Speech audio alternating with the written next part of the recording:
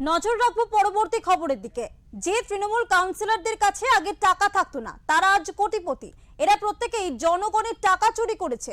সোমবার সাংবাদিক সম্মেলন করে এমনটাই দাবি করলেন রাজারহাট গোপালপুর কেন্দ্রের বিজেপি প্রার্থী তরুণ জ্যোতি তিওয়ারি। তিনি ঠিক আরো কি বলেছিলেন শুনে নেব। পেপারসে এটা নিয়ে ফুল কমেন্ট আপনাদেরকে জানাবো আমি। বেশ কিছু জায়গায় যে জলাভূমি ভরাট হয়েছে তার প্রমাণ, যে কিভাবে ভরাট হচ্ছে তার প্রমাণ আপনাদের সামনে ইতিমধ্যে আমি দেখালাম।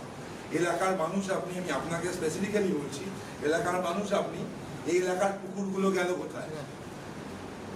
যে ভিআইপি রোডের দুধারে যে নয়াঞ্জলিটা ছিল, কালভার্ট করে বিল্ডিংগুলো দাঁড়িয়ে গেল, নয়াঞ্জলিগুলো গেল কোথায়?